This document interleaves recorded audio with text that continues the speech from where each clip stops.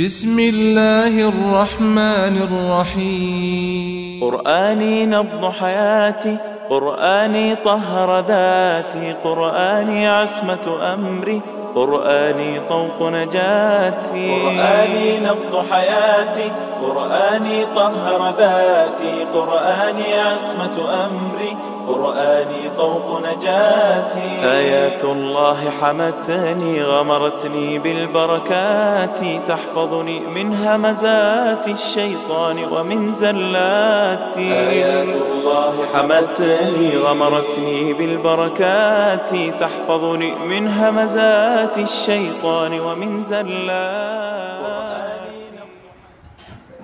أعوذ بالله من الشيطان الرجيم. بسم الله الرحمن الرحيم. الحمد لله رب العالمين وبه نستعين. وصلى الله على سيدنا محمد وعلى آله الطيبين الطاهرين وأصحابه المنتجبين.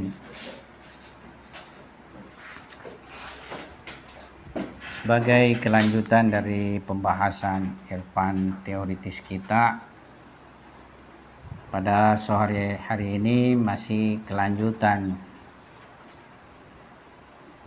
pembahasan nama-nama ilahiyah di ta'ayyun tsani atau manifestasi kedua, atau sederhananya kita bisa juga istilahkan pancaran kedua, tajalli, manifestasi, pencurahan, ya, pancaran. Ini kata-kata yang istilahnya mempunyai kedekatan satu dengan yang lain. Pada pertemuan sebelumnya kita sudah menyinggung nama-nama jamali dan jalali Tuhan. Sekarang kita akan membahas nama-nama zati, nama-nama zat, nama-nama sifat, dan nama-nama af'al atau perbuatan ilahi. Pembagian nama-nama dengan nama-nama zat, sifat, dan af'al mempunyai dua bentuk penggunaan. Terkadang digunakan terhadap semua nama-nama yang ada pada ta'ayyun pertama atau manifestasi pertama atau tajalli pertama. Itu semuanya disebut sebagai nama-nama zatiyah. Jadi semua nama-nama yang terdapat di ta'ayyun pertama itu disebut dengan nama-nama zatiyah. Sementara semua nama-nama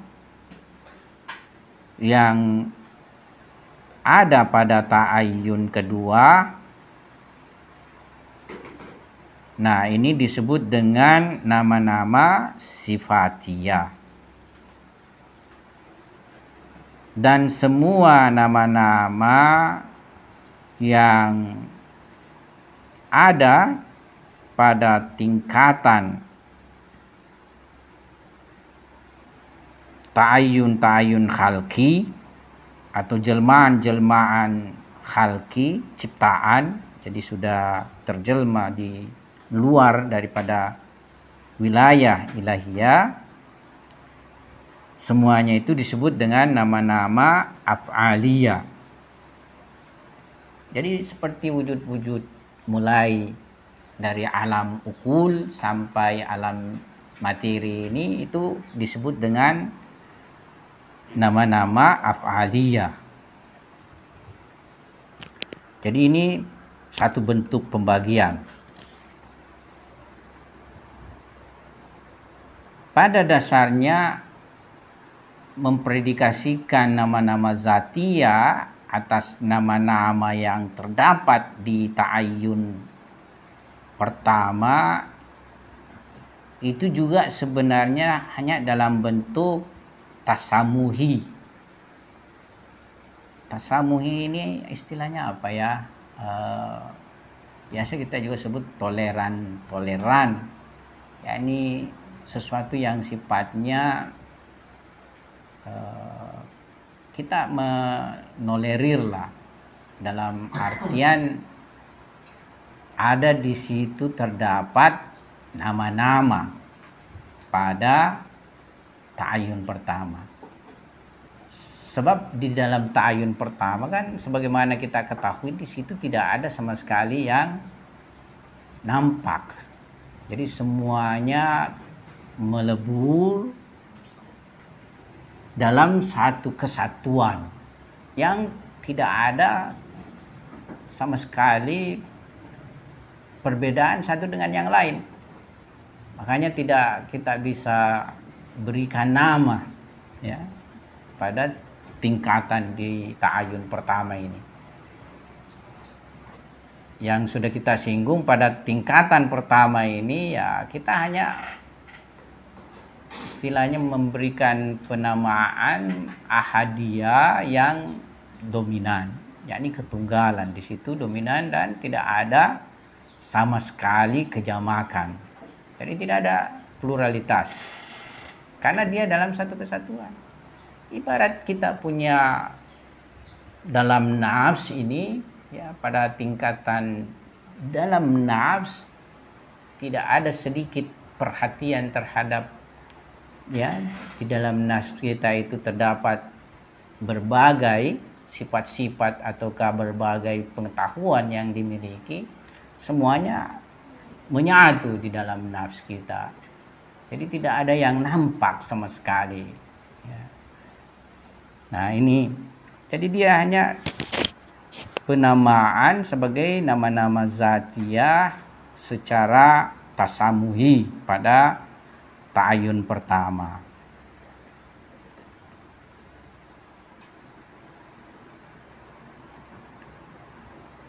Jadi pada dasarnya pemutlakan nama ini atas kesempurnaan nama dalam bentuk kesatuan dan keabsolutan yang terdapat pada zat hak subhanahu wa ta'ala hanya pada tataran tasamuhi ya di dalam makam zat.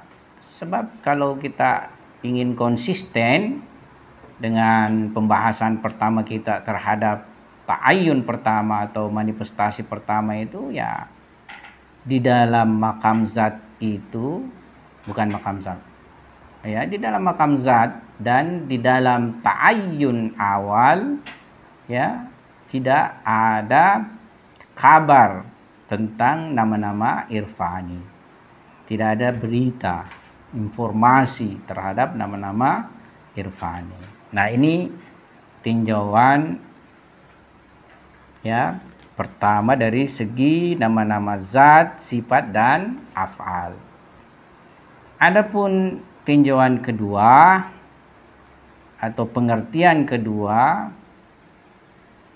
pembagian ini kebalikan dari makna sebelumnya, yang mana tiga bahagian nama-nama ilahi ini itu semuanya sebenarnya terjadi pada manifestasi kedua. Jadi tidak ada yang pada manifestasi pertama.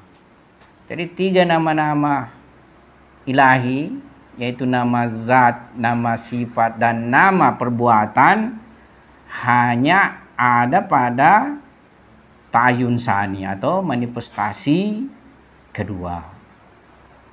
Di mana pada puncak makam ta'ayyun tsani ini yang menempati yang paling puncak daripada makam ta'ayun sani ini, ya, itu nama-nama zatiyah.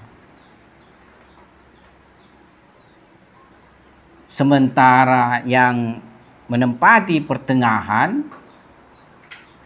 di dalam ta'ayun sani ini, nah ini baru disebut dengan nama-nama sifatiyah. Sementara yang paling bawah dari tingkatan makam ta'ayun sani ini, nama-nama di sini adalah nama-nama perbuatan. Ya, jadi ini bentuk pembahagian.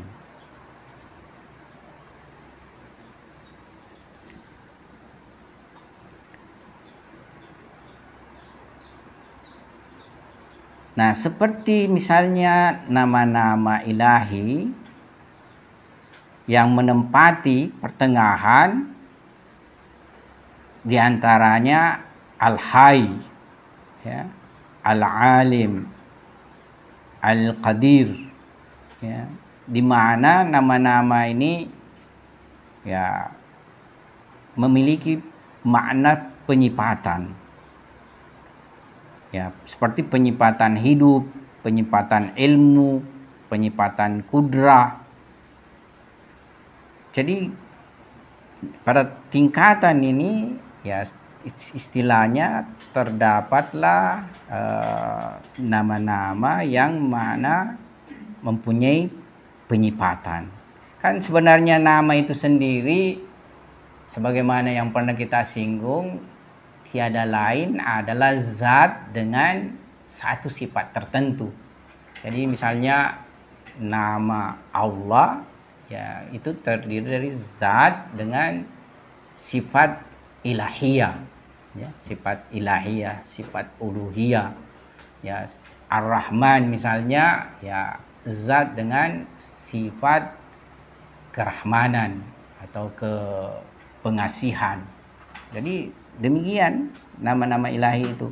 Makanya yang menempati pertengahan daripada ta'ayun sani ini yang kita sebut dengan nama-nama sifatiyah, ya seperti nama-nama Al-Hayy yang mempunyai hubungan dengan sifat hidup, ya. Nama Al-Alim, ya sifat keilmuan. Nama Al-Qadir, sifat kuasa atau kudra, dan nama-nama seperti demikian. Yang mana kalau ini semua nama-nama di dalam istilah filsafat itu disebut dengan nama-nama zatiyah. Kalau di dalam istilah filsafat. Jadi dia ini semua nama-nama disebut nama-nama zatiyah. Di dalam istilah filsafat seperti Al-Hayy, Al-Alim, Al-Qadir, ya, Al-Murid, dan lain sebagainya. Kalau di dalam pembelajaran filsafat kita, daras filsafat itu ada beberapa nama ini yang dikategorikan nama-nama zatiyah. Meskipun ahli kalam memasukkan seperti As-Sami, Al-Basir, dan Al-Mutakallim, ya, Al-Takallum. 3 nama lainnya ini, yaitu mendengar, melihat, dan berbicara sebagai sifat-sifat atau sebagai nama-nama zatiyah. Jadi ada kita lihat perbedaan di sini. Di dalam filsafat disebut dengan nama-nama zatiyah, tapi di dalam irfan dia di ta'ayun sani disebut dengan nama-nama sifatiyah. Ya, di sini ada perbedaan antara tinjauan terhadap nama-nama Al-Hayy, Al-Qadir, Al-Alim, Al-Murid, dan lain sebagainya. Ya. Kemudian kelompok ketiga dari nama-nama ilahiyah, di sini saya sempat bertanya, jadi yang mana nama-nama zat di ta'ayun sani itu? Saya sempat memberikan pertanyaan di sini di dalam catatan saya ketika saya mutawa'ah. Yang mana nama-nama zat? Nah, saya kemudian lihat ada bagan dibuat oleh Ibnu Arabi Nah, di sini dia memisahkan nama-nama zat, nama-nama sifat, dan nama-nama perbuatan. Ya. Jadi di sini tidak kita punya contoh nama-nama zat pada puncak, ya, pada puncak ta'ayun sani. Yang ada adalah di pertengahan. Ta'ayun sani itu nama-nama sifatia, yang di dalam filsafat tadi adalah nama-nama zatia. Kita lihat dulu. Nah, kemudian kelompok ketiga dari nama-nama ilahiyah yang ada pada ta'ayun sani yang sudah kita singgung tadi itu adalah nama-nama perbuatan. Dia menempati paling bawahnya ta'ayun sani, di mana nama-nama ini tentunya sisi keperbuatannya yang lebih dominan. Ya, jadi sisi inilah yang memenuhi pada ta'ayun sani ini, di mana nama-nama ini mempunyai sisi perbuatan seperti Razik, Khalik.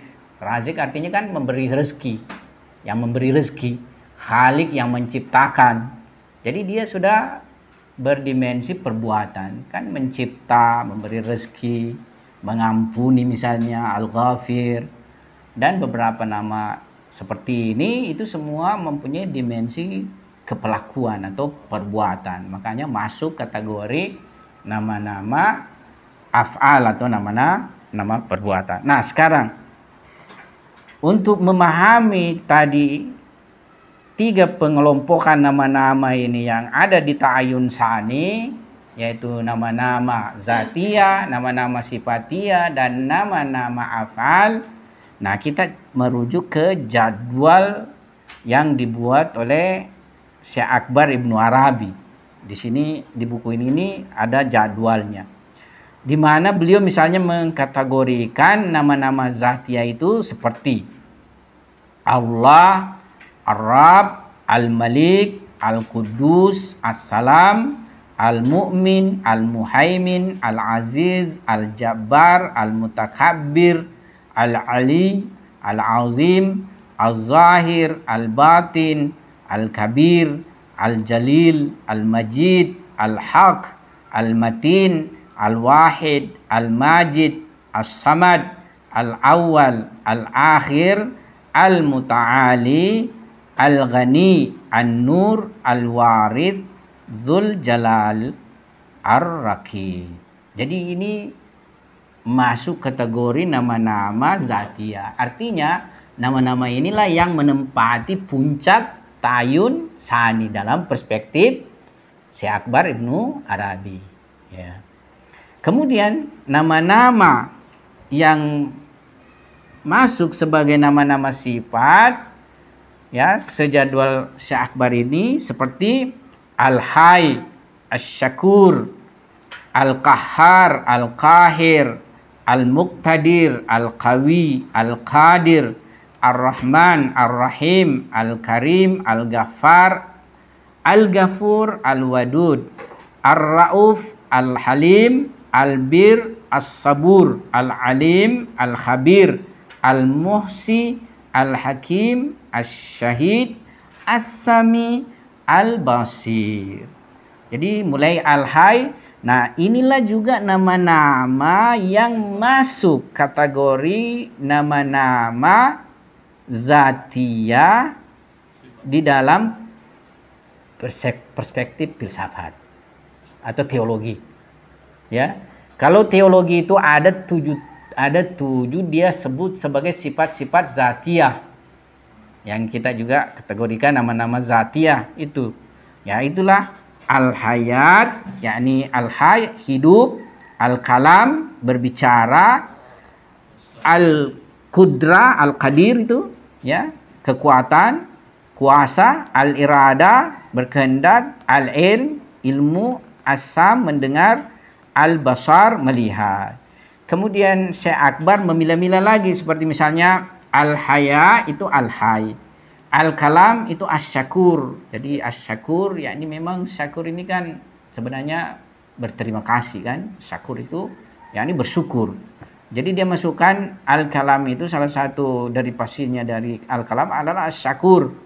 Kemudian al-qudra banyak seperti al-qahhar, al-qahir, al-muqtadir, al-qawi, al-qadir sendiri ya.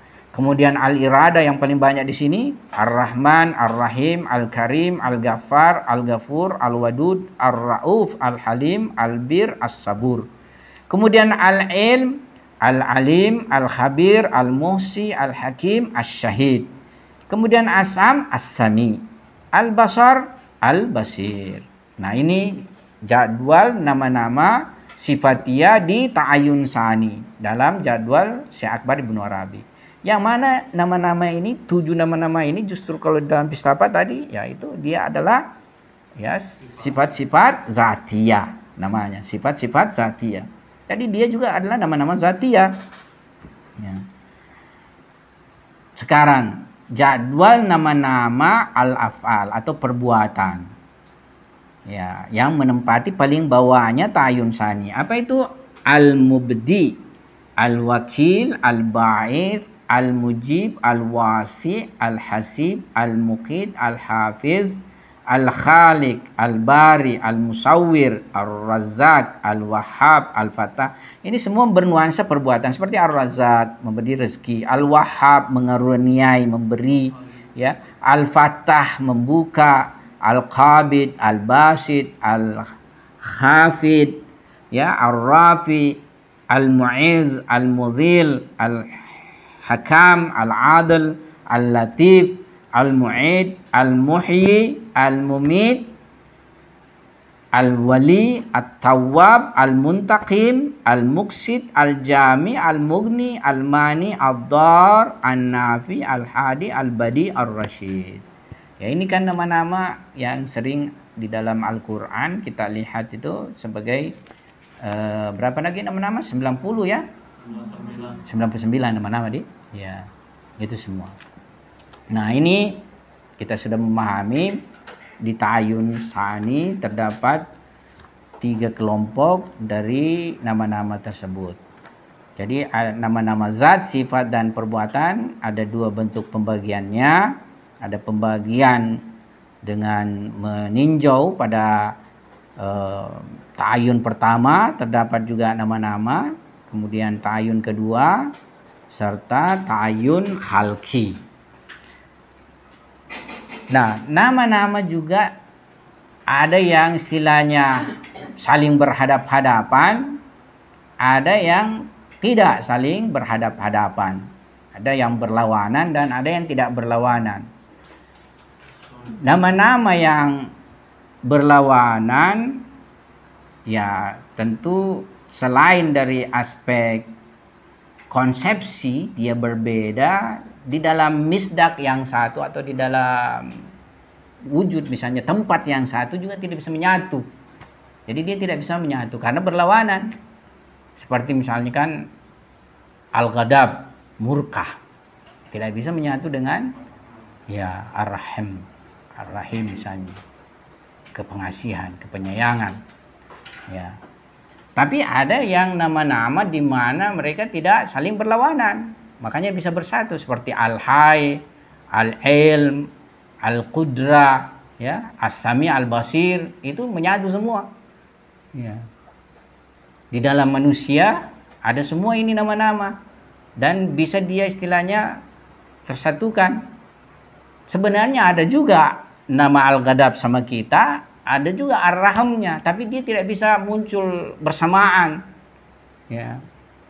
Kalau al-ghadab yang muncul sama kita ya ar-rahamnya ya tidak ada dia ya.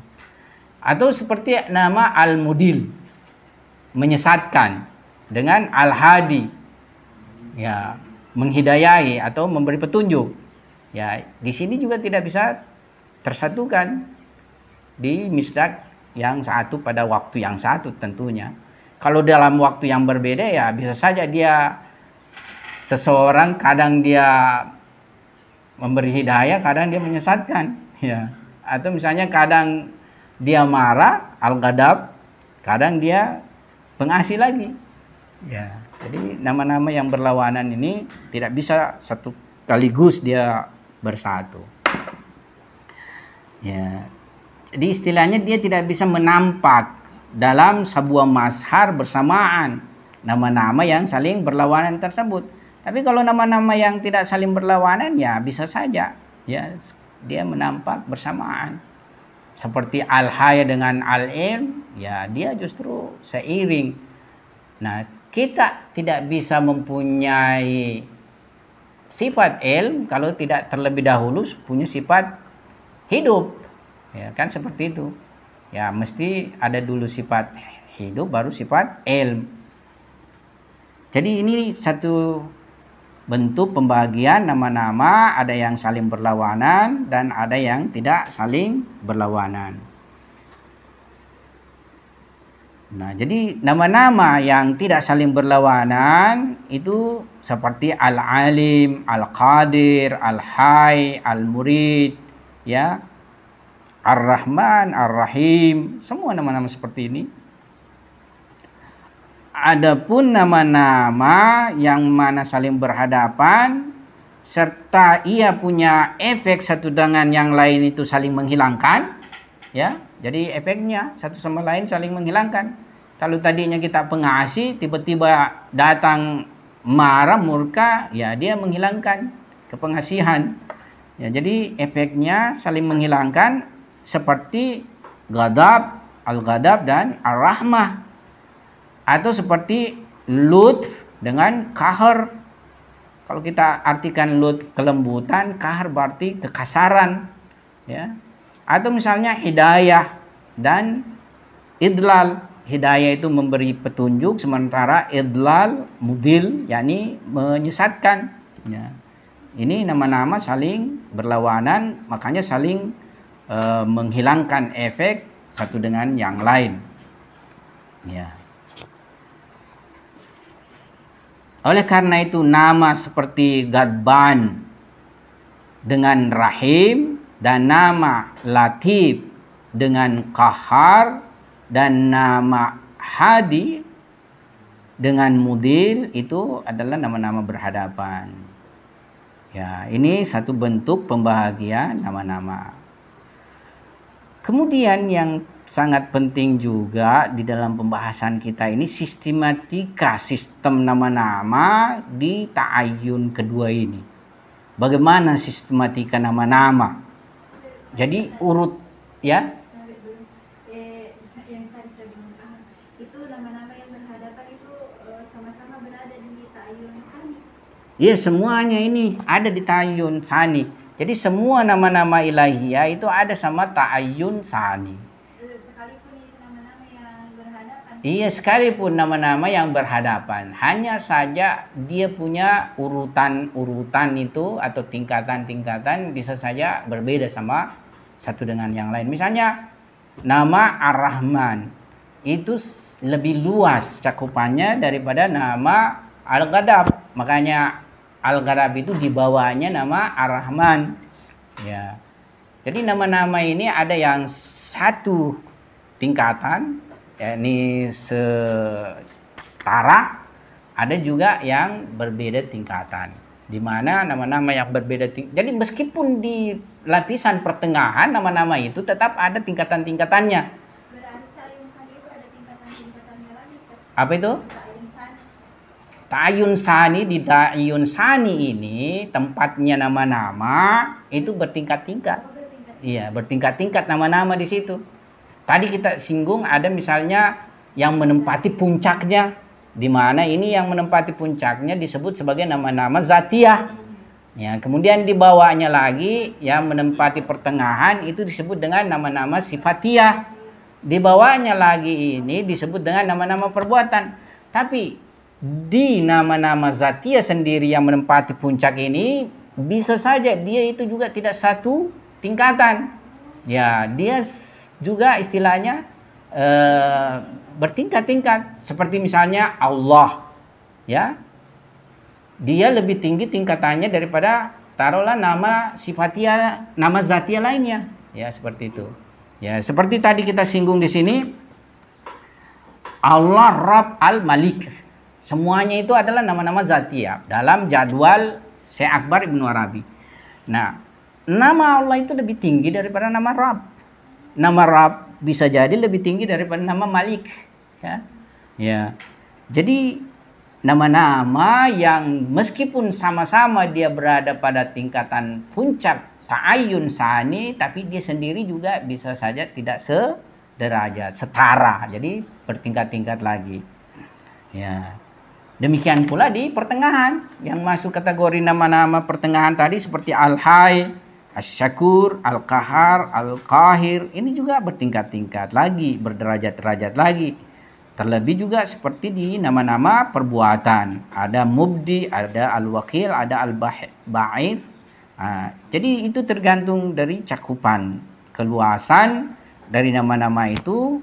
Nah, disitulah dia juga istilahnya lebih tinggi tingkatannya. Seperti misalnya Al-Khaliq, ya, dengan Al-Musawwir. Al-Khaliq itu apa artinya? Menciptakan, kan? Al-Musawwir apa artinya? Yakni memberi bentuk.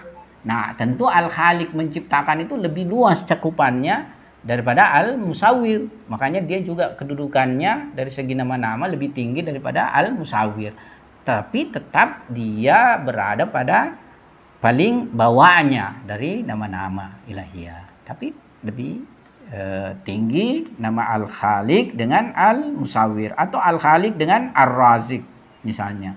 Ya, itu semua berada pada nama-nama perbuatan, tapi berbeda tingkatannya di tingkatan tersebut. Nah, sekarang jadi setelah kita meninjau ya pembagian nama-nama ini, maka jelaslah bagi kita bahwasanya apa istilahnya, nama-nama ini di dalam irfan Islami mempunyai kekhususan di mana sebenarnya yang apa istilahnya mempengaruhi atau bahkan menjelma dan mempengaruhi dan mengatur semuanya, ya, itu tiada lain adalah nama-nama ilahiyah, di mana kalau dia masih pada tingkatan ya suqa rububi atau wilayah ilahiyah itu disebut nama-nama ilahiyah, tapi kalau sudah di luar dia disebut dengan nama-nama kauniyah. Nah, nama-nama kauniyah ini ya tentu tidak lepas dari pengaruh nama-nama ilahiyah. Ya. Tapi kalau misalnya nama-nama fi'liyah, Ya. kan dihubungkan dengan perbuatannya baru, padahal kalau di ta'ayyun sani itu belum ada belum dihubungkan dengan ciptaan. Ya, jadi di situ istilahnya nama-nama di sini semua menjadi cikal bakal, ya, menjadi cikal bakal.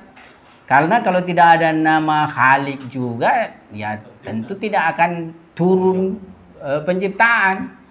Nah, makanya di dalam ta'ayyun sani ini ya sudah punya cikal bakal nama yang nanti mempunyai kerja, ya. Kerja nama inilah yang kemudian mengaktual atau keluar, ya. Ya, jadi seperti Al-Khaliq, ya, Al-Musawwir, ya, harus dulu ada istilahnya ininya, nama-nama ini yang kemudian melakukan pekerjaan. Dan begini sebenarnya juga, disinilah perselisihan di antara filosof dengan teolog. Karena teolog itu selalu berpikiran bahwasanya Tuhan itu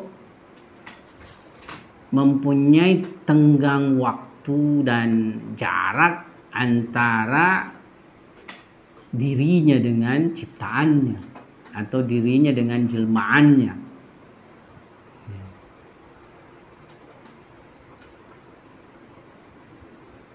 Jadi istilahnya menurut pandangan teolog, Tuhan itu pernah sendiri. Ya, jadi dia pernah sendiri, kesepian istilahnya. Sepi, kesendirian, tidak ada yang lain.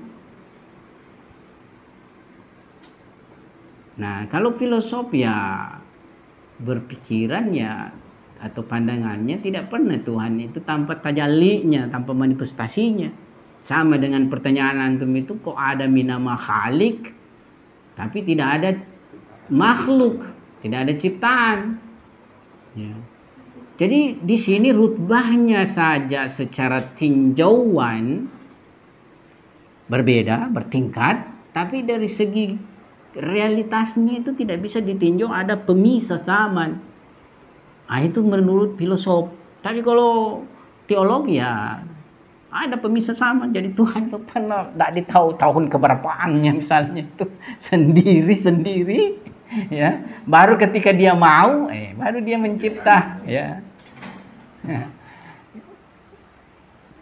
Seperti itu. Dan itu sebuah pembahasan yang cukup rumit antara hubungan ya azali dengan hadis, hudus istilahnya. Kadim dengan hudus. Bagaimana menghubungkan itu kadim dan hudus. Alam ini ya istilahnya adalah hudus, hadis, baru. Ya. Sementara Tuhan kadim. Tidak. Jadi yang disebut hudus itu dia pernah tidak ada baru ada. Artinya didahului oleh ketiadaan. Tapi kalau kadim tidak pernah didahului oleh ketiadaan. Jadi selalu ada. Tidak ada istilahnya kita bilang ada awalnya. Ya. Seperti itu. Nah, itu satu pembahasan yang pelik. Kenapa? Karena bahasa-bahasa Quran menjelaskan alam itu hadis. Ya, misalnya saja Tuhan mencipta alam selama 6 hari. Kan ada bahasa Quran begitu. Ya. Ya, ada bahkan seperti itu dia jelaskan awalnya alam tadinya seperti ini misalnya kan. Ya, jadi mengindikasikan kehudusan. Ya. Nah, ini pembahasannya yang cukup ini.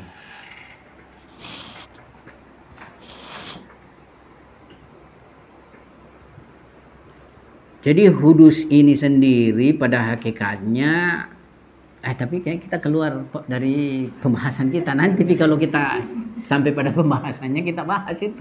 Ya. Di buku yang saya nanti mau terbit ini ada pembahasan di situ. Di tinjauan masalah hubungan kadim dan hadis. Oke, kita lanjut sekarang. Jadi sistematika sistem nama-nama di ta'ayun sani ini ya pada pada tataran paling puncak di dalam silsilah ta'ayun kedua yang paling dekat dengan ta'ayun pertama, tentu di sini adalah nama-nama yang paling mencakupi dan paling universal. Dan dia juga disebut sebagai nama komprehensif atau nama yang meliputi, atau istilah urafa disebut sebagai ismu jami, artinya ismu yang mencakupi, melingkupi semuanya, mengandungi semuanya. Bisa juga jami, mengumpuli semuanya. Ya, jami itu mengumpulkan. Ismu jami atau nama paling universal lah, nama yang paling universal. Nah, itu ditempati oleh nama Allah. Ya, jadi nama yang paling universal adalah nama Allah. Di mana dari segi kemencakupannya dia mencakupi semua nama-nama ilahi lainnya. Dan itu bisa ditinjau dengan dua sisi. Dari satu sisi, semua nama-nama itu dalam bentuk kesatuan dan kemeleburan terdapat pada nama Allah itu. Ya. Jadi istilahnya di dalam Allah itu semua nama-nama lain dalam bentuk kemeleburan, dalam bentuk ketenggelaman, di dalam bentuk kesatuan. Kalau istilahnya di sini disebut indimaji, indimaji itu bisa diartikan kesatuan, kemeleburan, ya kebergabungan.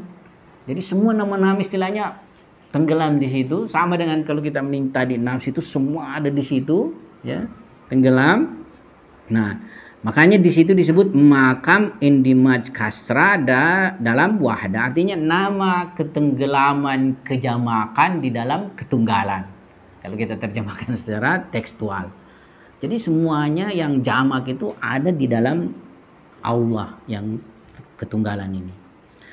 Nah, itu satu sisi. Sisi lainnya, ini jugalah nama Allah yang kemudian menjelma, ya, bertajalli sehingga semua nama-nama ini menampak di luar. Ya, jadi nama-nama Allah inilah yang menjelma, kemudian semua nama-nama lain juga mendapatkan penjelmaan dalam nama-nama di nama-nama, ya, istilahnya nama-nama ini juga mendapatkan penjelmaan. Nah, di mana nama Allah ini mengalir juga pada nama-nama semuanya itu. Jadi kalau kita misalnya tinjau nama Rahman, ya nama Allah ini yang mengalir juga di dalam nama Rahman. Kita juga Rahim, nama Allah ini juga yang mengalir di nama Rahim. Ya, makanya kalau orang bilang semuanya ini Allah, ya seperti itu. Ya. Kenapa? Karena nanti juga yang di luar ini semuanya juga dari nama-nama ini yang terjelma lagi dalam bentuk nama-nama kauniyah. Tidak ada yang keluar dari situ. Jadi dari Allah akarnya, pangkalnya, terjemalah yang semua lainnya. Makanya di dalam tafsiran surah Al-Fatihah itu kan Bismillah Ar-Rahman Ar-Rahim. Nah, itu kalau ada tafsiran, ada pembahasan saya di channel itu tentang tafsiran basmalah, ya. Jadi dengan nama Allah terjelmalah, ya, semua lagi nama-nama yang lain.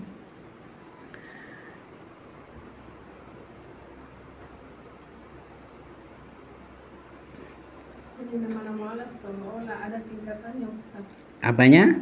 Nama-nama Allah. Nama-nama Allah ini, ya, nama-nama yang lain seperti yang Rahman itu sekiranya nanti dia berfungsi setelah ada ciptaan, jadi mungkin tingkatan yang pertama itu adalah.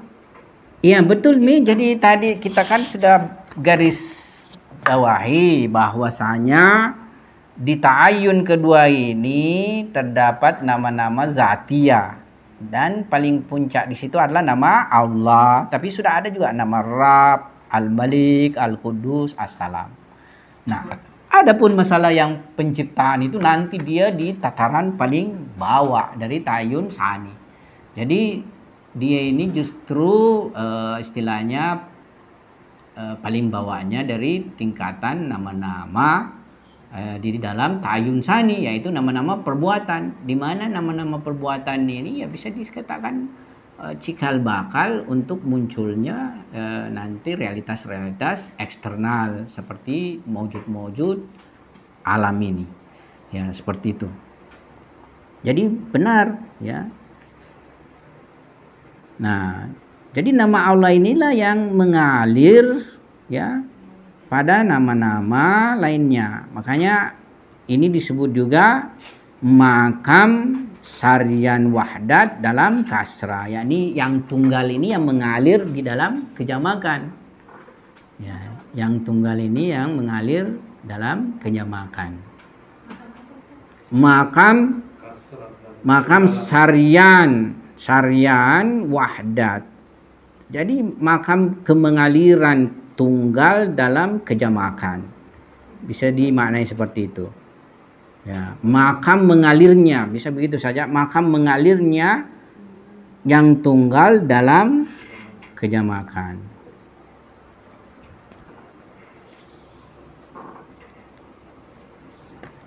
Ya. Nah, saya percepat kita punya pembahasan sedikit. Kaisari di dalam menyinggung masalah ini mengatakan innal ismallah mustamilun ala jami'il asma wa huwa mutajallin fiha bihasabi maratibil ilahiyah. Jadi sesungguhnya nama Allah itu mencakupi semua nama-nama dan dialah yang bertajalli di dalam nama-nama sesuai dengan tingkatan-tingkatan ilahiyah. Maksudnya nama-nama ilahiyah ini. Nah, kemudian yang juga tak kalah pentingnya pembahasan di masalah ini, ya, ada yang disebut dengan Allah zati dan Allah wasfi. Jadi penggunaan kata Allah sendiri mempunyai dua bentuk, di mana terkadang yang dimaksudkan dari kata Allah itu di dalam tinjauan irfani, yang pertama penggunaannya yaitu zat yang tak terjangkau, ya, sama sekali, ya, yakni Allah makam zat, ya, Allah, nama Allah makam zat. Sebenarnya kan tidak ada nama di situ, tapi ya orang tidak bisa tidak ada nama. Jadi kadang yang dimaksudkan Allah atau nama Allah itu ya yang dimaksudkan itu yang tak terjangkau oleh pengetahuan kita itu, yaitu yang makam zat. Ya. Kata Allah sendiri ismul alam di dalam hal ini, yakni penamaan, ya. Seperti di dalam ayat suci Al-Quran sendiri berbagai Allah itu menyebut dirinya, ya, memperkenalkan dirinya dengan nama Allah, ya. Nah, dalam bentuk ini maka yang kita maksudkan adalah Allah zati, yang mana dia adalah nama alam. Seperti Pak Lukman itu namanya nama alam, yakni pemberian, nama alam, penamaan, misalnya nama alam, tidak ada hubungannya dengan sifatnya misalnya, ya. Seperti kita ini kan, ya, semua nama yang diberikan orang tua tidak ada hubungannya dengan sifat kita, jadi nama alam namanya, ya. Tapi seperti al-alim ada hubungannya dengan sifat itu nama, yakni sifat ilmu. Jadi suatu waktu bisa kita itu disebut misalnya al-alim, ada orang memberikan penamaan kepada kita al-alim misalnya, ya, alim. Biasa itu kita kalau mau dulu canda-candai orang, alimnya, ya, alimnya tahu, ya. Itu kalau suka pergi ke masjid dulu, di antara kita teman-teman ada yang teman kita suka ke masjid, ya dibilang alimnya tahu, ya. Itu ada istilahnya hubungan dengan salah satu sifat, ya, seperti al-alim, alim misalnya. Ada orang misalnya karena banyak ilmunya ya disebut alim, ya. Jadi ada sifat keilmuan. Tapi nama yang diberi orang tua kita ini disebut dengan nama alam. Yani diberi, tidak ada hubungannya dengan sifat-sifat kita, tidak ada hubungannya dengan perbuatan kita. Nama saja ditetapkan, ya. Nah, yang terkait dengan Allah Zati ini adalah nama alam, ya.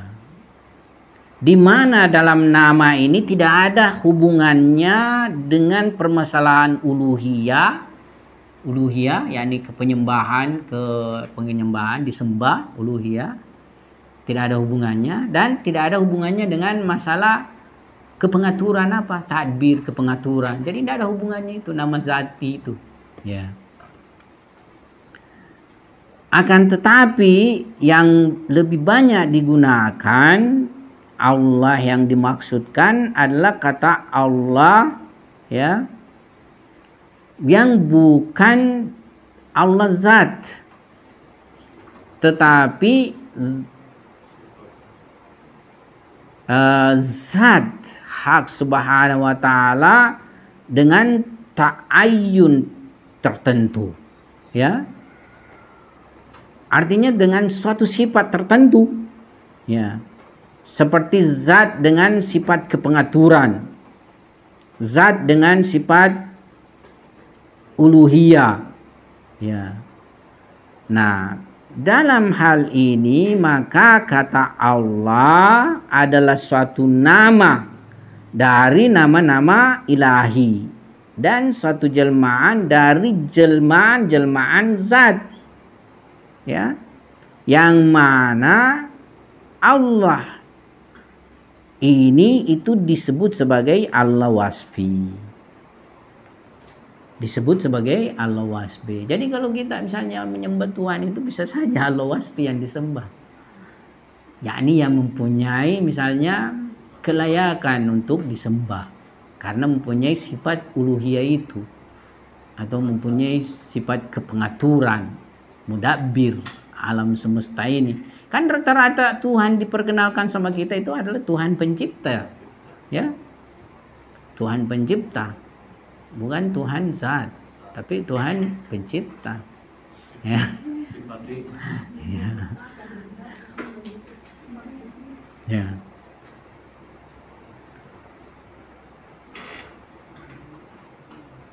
Jadi apabila di dalam ucapan urafa ya dikatakan bahwa manusia bisa menjadi mazhar Allah ya, jadi manusia bisa menjadi mazhar nama Allah, bisa menjadi mazhar Allah ya, ataukah biasa disebut bahwa bisa menyatu ya dengan Allah, bisa menyatu dengan Allah, bisa menyatu dengannya.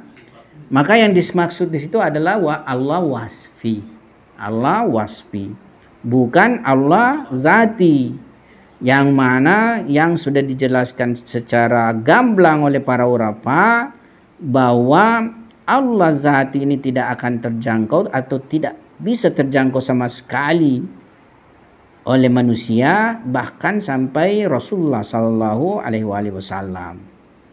Ya, jadi kalau di dalam sistematika ya ini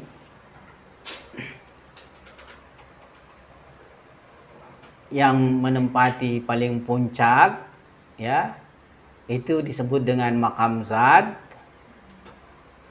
Ya, inilah yang disebut Allah zati. Ya. Allah zat. Nah, di sini ada tataran kedua disebut ta'ayyun pertama. Ya, ta'ayyun awal. Ya. Setelah itu adalah ta'ayyun sani. Ya. Ya. Nah,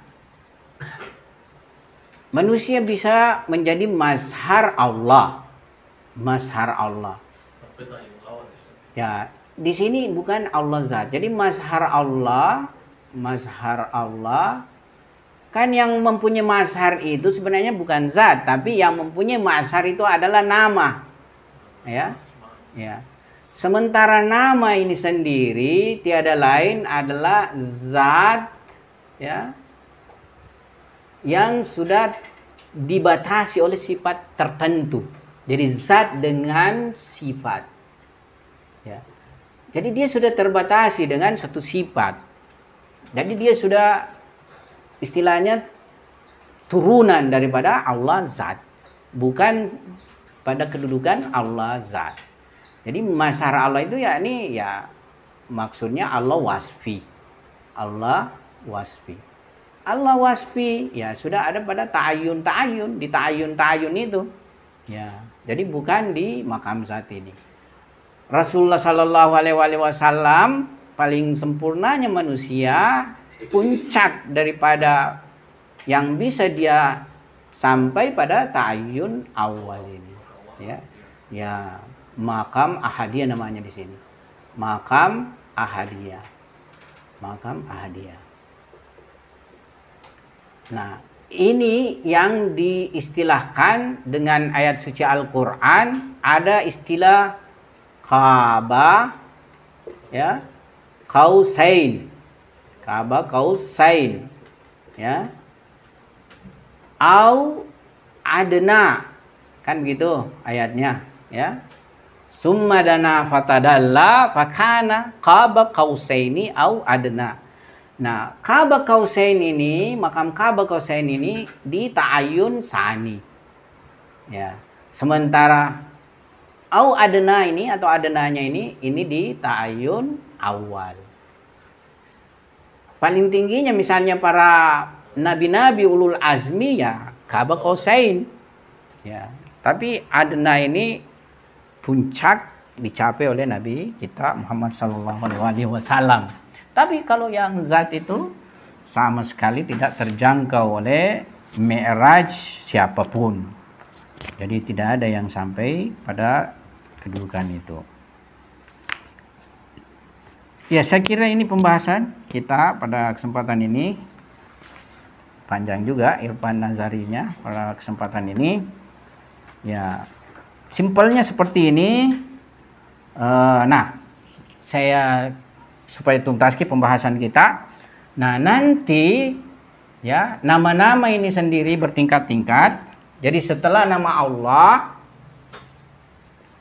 di bawah nama Allah ini ada nama-nama yang dari segi kemencakupan lebih kecil. Ya, tapi sangat besar, tapi lebih kecil daripada nama Allah. Itulah 4 nama. Jadi ada 4 nama di bawah nama Allah. Itu adalah Al-Awwal, ya, Al-Awwal. Jadi semua kan nama-nama itu bisa masuk kategori nama Al-Awwal, atau dia Al-Akhir, atau Al-Zahir, atau Al-Batin. Jadi Al-Awwal, Al-Akhir, ya, Al-Zahir, ya, dan Al-Batin. Jadi ada 4 nama-nama di bawah nama-nama Allah dari dimensi keuniversalan satu tingkat di bawah nama Allah. Jadi paling tinggi dan paling komprehensif, paling universal, paling mencakupi adalah nama Allah. Baru disusul oleh nama-nama Al-Awwal, Al-Akhir, Al-Zahir, Al-Batin. 4 nama ini. Sesudah 4 nama ini disusul ada 7 nama. Dalam perspektif Irfan ini, itulah yang kita juga sebut tadi nama-nama, ya, seperti Al-Hayy, ya, ya, Al-Qadir, Al-Ilm, ya, Al-Ilm, kemudian Al-Murid, ya, As-Sami, Al-Basir. As-Sami dulu, As-Sami, Al-Basir sama saja. As-Sami, Al-Basir, ya, Al-Mutakallim, ya. Jadi ini ada 7 nama-nama yang disebut dengan A'imma Asma. Jadi 7 nama-nama ini disebut dengan A'imma Asma. Imamnya nama-nama, atau disebut juga induk nama-nama, ya, induk nama-nama. Ini 7 ini.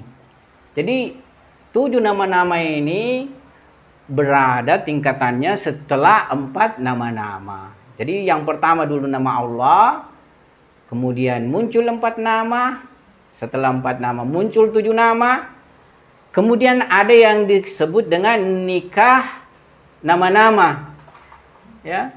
Jadi nama-nama saja menikah.